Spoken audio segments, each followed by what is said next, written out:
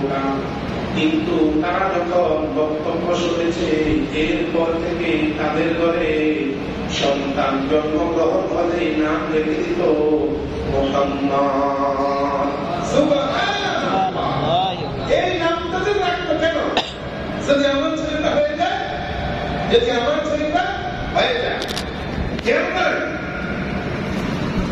আমিনা যখন গর্ভবতী ছিলেন 500 বছর পরের কথা, আমিনা যখন গর্ভবতী ছিলেন, ওই সমস্ত লোকেরা 500 বছর পূর্ব থেকে তাদের সন্তানের নাম মুহাম্মদ রাখে। আমিনা যখন গর্ভবতী হলেন, আল্লাহর নবী চলে আসলেন। এইবার আমিনা কল্পনা করতেছে, একদিন আমি স্বপ্নে দেখি আমার সন্তানের নাম রাখবো তার বাবার নামে, কিন্তু তার বাবা নাই। এই কারণে সিদ্ধান্ত নিলাম আমার সন্তানের নামটা আমি একটা সুন্দর নাম রাখবো। ঘুমোতে গেলাম, ঘুমের মধ্যে স্বপ্ন দেখি এই জানি আমাকে বলতেছে, ও আমিনা, তুমি তোমার সন্তানের নাম কি রাখবা জানি না, তবে তোমাকে বলে দিই তোমার সন্তান আগামী ভবিষ্যতের জাতির কর্মদার হবে, এই জন্য তোমার সন্তানের নাম রাখবা মুহাম্মদ। স্বপ্নের মধ্যে আমিনাকে বলে দেওয়া হচ্ছে নাম রাখবে কি। আর 500 বছর আগ থেকে লোকেরা তাদের সন্তানের নাম রাখে কি, ওই যে সবার থেকে শুনছে যে মোহাম্মদ নামের কেউ আসবে, এই কারণে তারা তাদের নাম রাখা শুরু করছে মোহাম্মদ। আর আমিনা চিন্তা করছে নাম রাখবো অন্যটা। আর আল্লাহর পক্ষ থেকে বলা দেওয়া হচ্ছে, আল্লাহ রাব্বুল আলামিন বলে দিচ্ছেন যে তুমি তোমার সন্তানের নাম রাখবে কি, মুহাম্মদ। তাহলে এই আল্লাহর হাবিব সাল্লাল্লাহু আলাইহি ওয়াসাল্লাম নবী হতে যাচ্ছেন, নবী হবেন। সেই 500 বছরের আগের মানুষ জানতো কি জানতো না? জানতো, আগে থেকে জানতো। এইবার আসেন কাবা ঘর, আমরা এখন কেটে দেখতে পাচ্ছি। কাবা ঘর সর্বপ্রথম নির্মাণ করেছেন হযরত ইব্রাহিম আলাইহিস সালাতু ওয়াস সালাম। কোন বর্ণনা পাওয়া যায় হযরত আদম আলাইহিস সালাতু ওয়াস সালাম পৃথিবীতে আসার পর তিনি কাবা ঘর নির্মাণ করেছেন। তবে আদম নির্মাণ করেন আর ইব্রাহিম নির্মাণ করেন, সেটা যাই হোক, কিন্তু ইব্রাহিম আলাইহিস সালাতু ওয়াস সালাম বাইতুল্লাহকে সর্বপ্রথম ইট পাথরকে ইট দ্বারা পাথর দ্বারা বানিয়েছেন। আমাদের সামনে যে বাইতুল্লাহ পাওয়া যায়, এই বাইতুল্লাহটা কিন্তু ইব্রাহিম আলাইহিস সালাতু ওয়াস সালামের নির্মিত বাইতুল্লাহ না। ইব্রাহিম আলাইহিস সালাতু ওয়াস সালাম বাইতুল্লাহ তৈরি করেছেন। বাইতুল্লাহ তৈরি করার পর এরপরে পরবর্তীতে কয়েকবার এটা ধ্বংস হয়ে গেছিল। একেবারে মাটি পর্যন্ত এই বাইতুল্লাহর যে উঁচা অংশ ছিল সেটা ভেঙে দিয়েছে। কুরাইশরা যখন দেখলো বাইতুল্লাহ তাদের কাছে আসে কোনো মতে জীর্ণ শীর্ণ, বাইতুল্লাহ দেখতে কেমন ভালো দেখা যায় না। এবার কুরাইশ লোকেরা সিদ্ধান্ত নিল বাইতুল্লাহ নতুন করে নির্মাণ করা হবে। এই জন্য পুরা বংশের মধ্যে ঘোষণা দেওয়া হয়েছে আমরা বাইতুল্লাহ তৈরি করব। তো এইবার যার যত টাকা আছে এই যতটুকু পারো দান করো, তবে হারাম থেকে দান করতে হবে। আত্মসাতের টাকা থেকে দেওয়া যাবে না, সুদের টাকা থেকে দেওয়া যাবে না, মুসলিমের টাকা থেকে দেওয়া যাবে না। চিন্তা করেন তারা কিন্তু মুসলমান ছিল না, সব ছিল মুশরিক। বাইতুল্লাহ তৈরি করবে হারাম চায়। আর আমাদের সমাজে এমন মানুষ আছে মুসলিম নামদারি, আল্লাহর ঘর তৈরি করবে কখনো হারামের প্রবেশ পর্যন্ত করে না। ঠিক কিনা বলেন? কত বড় অপরাধ! আল্লাহর ঘরের মধ্যে কোনো ব্যক্তি যদি হারাম একটা টাকা ঢুকায়, যাওয়ার কারণে ঢুকবে, যে শুনে যদি ঢুকায়, এটা দায় বা আল্লাহর কাছে জবাব দিতে হবে কি হবে না? হবে, জবাব দিতে হবে। সুদের টাকা ঢুকায়, ঘুষের টাকা দিয়ে দেয়, আছে না নাই? আছে। মুসলমান বাইতুল্লাহ এরকম না, বাইতুল্লাহ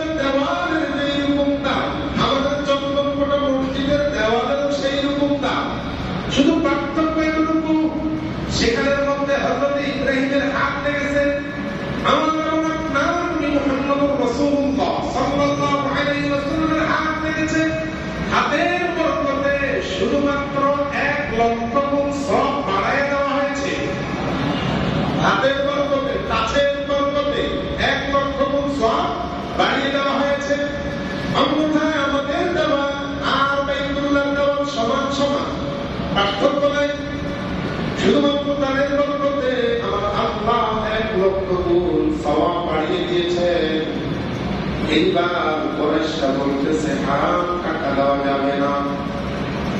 তখনকার যুগে জিনা ব্যভিচার প্রচুর পরিমাণ চলত। এই কারণে কুরাইশরা ঘোষণা দিয়েছে, কেউ জিনা করে টাকা উপার্জন করেছ সেই টাকাও দেওয়া যাবে না। একমাত্র হালাল ভাবে যদি কারো আয় ইনকাম হয় ওই হালাল টাকা তোমরা দিবা, আমরা বাইতুল্লাহ তৈরি করব। এইবার বাইতুল্লাহ তৈরি করা হয়ে গেল।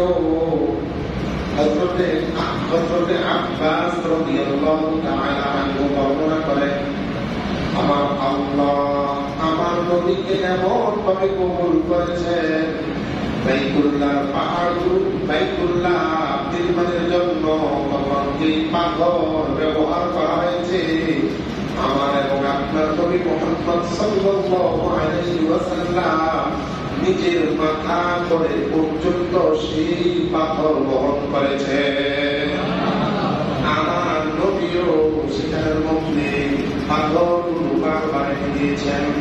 বর্ণিত আছে হযরত আব্বাস রাদিয়াল্লাহু তাআলা আনহু বলেন, আমার ভাতিজা মুহাম্মদ যখন পাথরে ছিলেন, পাথর কখনো কাঁধের মধ্যে আনেন, আবার কখনো মাথার মধ্যে আনেন। মাথার মধ্যে আনার কারণে ভয় পাচ্ছিলাম সে দেখা পাবে, কষ্ট পাবে। এই কারণে একবার চিন্তা করলাম তার পরনে যে লুকি আছে এই লুকিটা কাল থেকে নিয়ে মাথার মধ্যে দেব, এরপরে পাথর রাখবে, মাথায় ব্যথা পাবে না। বারবার মহম্মদকে বললাম, মহম্মদ তোমার পরনে যে কাপড় আছে খুলে ফেল।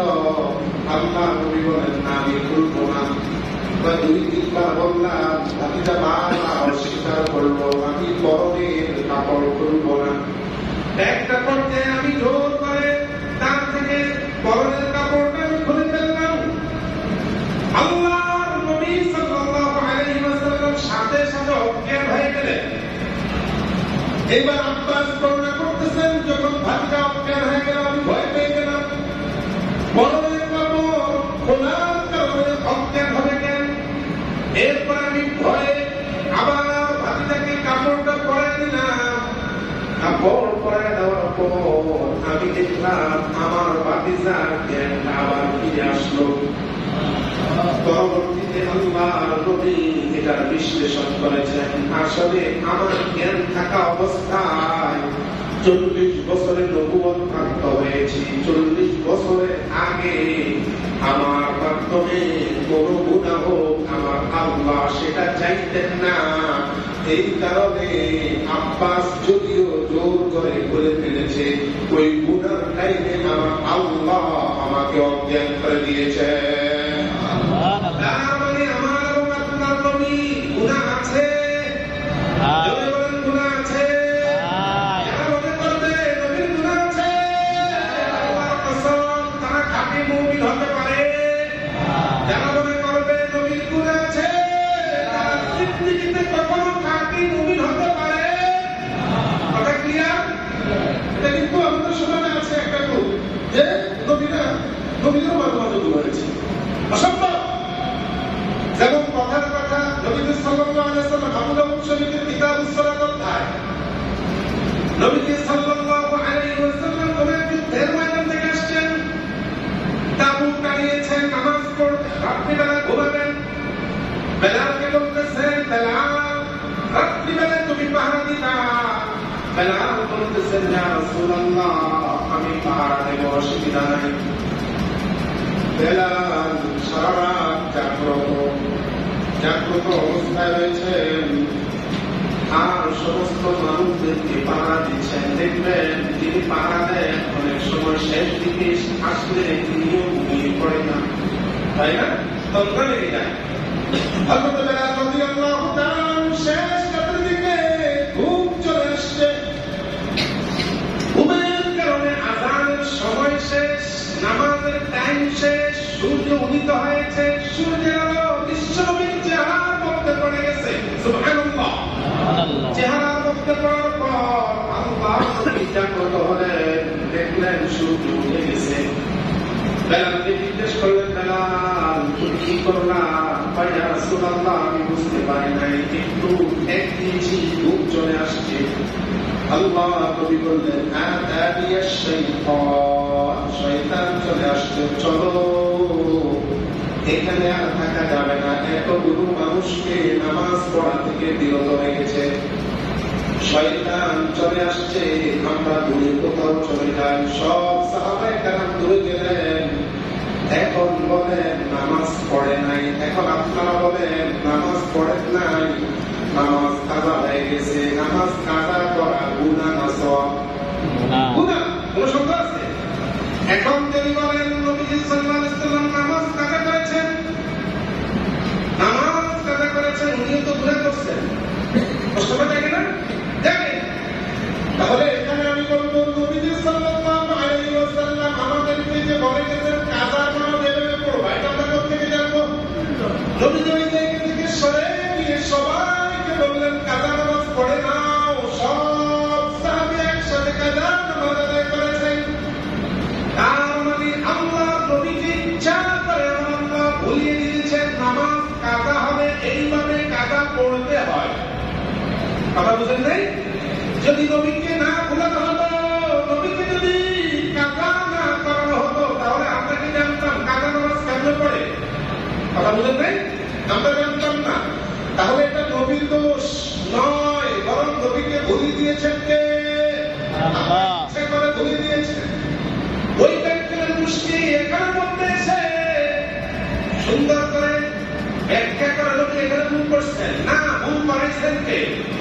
কারণ আল্লাহ যদি ভুল না করাইতেন তাহলে কাজা নামাজ কিভাবে পড়তে হয় আমরা জানতাম না।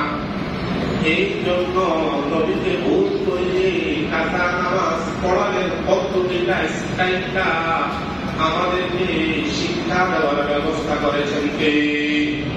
অতএব নবীরা কোন গুনাহ নাই। ইন্না ফাতাহনা কামা ফাতাহনা ইয়াগফির লাকাল্লাহ মা তাকাদ্দামা মিন যামবিক ওয়া মা তাআখখার। তাআখখার মানে আগের গুনাহ, তাআখখার মানে পরের গুনাহ, তাকাদ্দাম মানে যেটা আগে গেছে সেটা। আল্লাহ রাব্বুল আলামিন বলতেছেন আল্লাহ আপনাকে মাফ করে দিয়েছেন। অতীতের গুনাহ, সামনের গুনাহ সব আল্লাহ তাআলা মাফ করে দিয়েছেন। তাহলে এখানের মধ্যে এইভাবে স্পষ্ট থাকা সত্ত্বেও যারা বলে যে নবীর গুনাহ আছে তারা পাক্কা মুমিন হতে পারে? বলেন পারে? আকীদা বিষয়, এটা আকীদার কথা, এটা মনে রাখতে হবে। এইবার হযরত রাসূল আকরাম সাল্লাল্লাহু আলাইহি ওয়াসাল্লাম যখন জ্ঞান ফেরত আসলো, উনি লুঙ্গিটা পর দেখলেন যে উনি আবার লুঙ্গি পরনে আছেন। তার মানে এখানের মধ্যে আমার আল্লাহ নবীকে বাইতুল্লাহ নতুন করে নির্মাণ করার জন্য রেডি করেছেন, কাজের মধ্যে লাগিয়েছেন। এইটা বাইতুল্লাহর মধ্যে হাজরে আসওয়াদ, এটার মধ্যে আমরা চুম্বন করি। এই হাজরে আসওয়াদের নাম ছিল হাজরে আবিয়াদ। আবিয়াদ মানে সাদা পাথর, আবিয়াদ মানে সাদা, হাজার মানে পাথর, সাদা পাথর। আর এখন নাম হচ্ছে হাজরে আসওয়াদ। আসওয়াদ মানে কালা, আর হাজার মানে পাথর, কালা পাথর। তাহলে আবিয়াদ থেকে আসওয়াদ হলো কিভাবে, কালো থেকে সাদা থেকে কালো হলো কিভাবে? বর্ণিত আছে হযরত ইব্রাহিম আলাইহিস সালাতু ওয়াস সালাম যখন বাইতুল্লাহ নির্মাণ করেছেন আল্লাহ আর সরাসরি জান্নাত থেকে একটা পাথর দিয়েছেন, সাদা পাথর। ওই সাদা পাথরটা সেখানে ফিট করা হয়েছিল। বান্দা চুমু করেছে, চুমু দিয়েছে, চুমু দিতে দিতে বান্দার সমস্ত গুনাহগুলো চোষণ করে নিয়েছে ওই পাথর। সব গুনাহগুলো চুম্বন করতে করতে সে নিজেই কালো হয়ে গেছে। এই জন্য তার নাম কালো পাথর। কথাটা মিলে নবী করেছেন। মানুষ যখন একটা গুনাহ করে, মানুষের বাম স্তনের নিচে একটা সুন্দর হাড় থাকে, যেটাকে ইংরেজিতে বলা হাড়, বাংলায় বলে মন, আরবিতে বলা হয় কলব। যখন কলমের মধ্যে একটা গুনাহ হয় তখন একটা কালো ফোঁটা পড়ে, ওটা থাকে সাদা, পুরোপুরি সাদা। যখন একটা গুনাহ করে একটা কালো দাগ হয়, দুইটা করে দুইটা কালো দাগ হয়, তিনটা করে তিনটা কালো দাগ হয়। অনেক মানুষ তাওবা করে না, মৃত্যু পর্যন্ত তাওবাহীন থাকে। এই কারণে তার দিনটা পুরো কালো হয়ে যায়। আর দিন কালো হওয়ার অর্থ হলো সেই লোকটা গুনাহগার। এই লোকটা যদি ঘটনাক্রমে হাজরে আসওয়াদকে চুম্বন করতে পারে, ইনশাআল্লাহ ওই হাজরে আসওয়াদের চুম্বনের বরকতে আমার আল্লাহ তার কলমটাকে সাদায় পরিণত করে দেয়। এই কারণে এটাকে বলা হয় হাজরে আসওয়াদ। এইবার হাজরে আসওয়াদ সিদ্ধান্ত এই জায়গায় বর্তমানে আছে। এখন বর্তমানে হাজরে আসওয়াদ যেখানে ফিট করা আছে, এটা কে ফিট করেছে? হযরত আল্লামা ইবনে কাসির রাহিমাহুল্লাহ তাআলা বর্ণনা করতেছেন, মক্কার কুরাইশদের মাঝে কেউ বলতেছে আমি হাজরে আসওয়াদ ওখানে লাগাই দেব, আরেকজন বলছে না আমি দেব, আরেকজন বলতেছে না আমি দেব। এক একজনের এক এক দিক থেকে ধাক্কাধাক্কি করতেছে, একটা পর্যায়ে মারামারি লেগে গেছে। মারামারির পর তখনকার নেতা যিনি ছিলেন আব্দুল মুত্তালিব বলতেছেন, তোমরা টেনশন করো না, আমি একটা সুন্দর সলিউশন দিচ্ছি। কি সলিউশন? ওই সলিউশন হলো যার যার ব্যক্তিরা ঘরে ঘরে চলে যাও, আগামীকালকে সকালবেলায় সর্বপ্রথম আমরা সবাই এক্সামের মধ্যে আমরা আসবো। আসার পরে যাকে দেখতে পাবো সেই ব্যক্তি হাজরে আসওয়াদটা যথাস্থানে রেখে দিবেন। সিদ্ধান্ত হয়েছে, ঠিক আছে নেতাজি, আমরা বাসায় চলে গেলাম। আল্লাহ নবী তখন কেউ ছিলেন না, আল্লাহ নবীর কাছে এই খবরটা কেউ দেন নাই। নবীজি সাল্লাল্লাহু আলাইহি ওয়াসাল্লাম রাতের বেলা ঘুমিয়ে গেলেন, নবুয়ত প্রাপ্ত হন নাই। রাতের বেলা ঘুমিয়ে গেলেন, সকালবেলায় কেন জানি আগে আগে উঠলেন। সুবহানাল্লাহ, কেন জানি ভালো লাগতেছে না, সকালবেলায় আগে আগে ঘুম থেকে উঠে গেলেন। আর হঠাৎ করে মনটা কেমন জানি আমচান করতেছে। এই জন্য সিদ্ধান্ত নিলেন একটু বাইতুল্লাহ থেকে ঘুরে আসি, বাইতুল্লাহ গেলে মনটা ভালো হয়ে যাবে। বাইতুল্লাহর ভিতরে ঢুকলেন, অল্প কিছুক্ষণ পরে হঠাৎ করে চারদিক থেকে লোকেরা এসে বলতেছে, সাইয়্যিদি নাহিদু সাইয়্যিদি, ভাই আমরা আমাদের নেতাকে পেয়ে গেছি। আল্লাহ নবী বলতেছেন, তাই তোমরা কি বলতেছো? আমি তো ছোট্ট মানুষ, তোমরা কি বলতেছো? নেতা পেয়েছো, নেতা পেয়েছো, কারণটা কি? ভাই কি পেয়েছো তোমরা, কেন বলছো? ভাই গতকাল সিদ্ধান্ত হয়েছে এই ব্যক্তি আমাদের আগে সর্বপ্রথম বাইতুল্লাহ প্রবেশ করবে, সে হবে আমাদের নেতা, সে হবে আমাদের আজকে সলিউশন দাতা। এইবার নবী সাল্লাল্লাহু আলাইহি ওয়াসাল্লামকে সবাই সামনে নিয়ে আসলেন। হাজরে আসওয়াদ কি গন্ডগোল, হাজরে আসওয়াদটাকে স্থাপন করবে এই সিদ্ধান্তে একমাত্র তুমি দিতে হবে, কারণ আমরা এই নিয়োগ করেছি। এবার আল্লাহ নবী বলতেছেন, তাহলে কোনো টেনশন নাই, আমি একটা সলিউশন দিই, দাও। প্রত্যেক গোত্রের একজন একজন নেতা আমার সামনে আসো। প্রত্যেক গোত্র থেকে একজন একজন নেতা সামনে আসছে। আর আল্লাহ নবীর কাঁধের মধ্যে যে চাদরটা ছিল, চাদরটা বিছিয়ে দিলেন। আর সবাইকে বললেন, তোমরা সব নেতা একসাথে চাদরের উপর পাথর রাখো। রাখলাম। এইবার সবাইকে বলতেছেন, সবাই চাদর ধরো। ধরলাম, এইবার নিয়ে আসো। চাদরে চাদরে আস্তে আস্তে বাইতুল্লাহর সামনে গেলেন। আল্লাহ নবী বাইতুল্লাহর সামনে থেকে ওই পাথরটা থাকে যেখানের মধ্যে স্থাপিত আছে বর্তমানে, ঠিক সেইখানের মধ্যে স্থাপন করে দিলেন। তাহলে বুঝা গেল বাইতুল্লাহ নির্মাণ আমার নবীর মাধ্যমে হলো কি হলো না।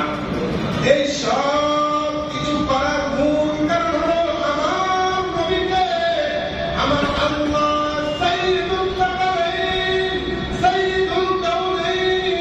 সাইয়্যিদুল দুনিয়া ওয়াল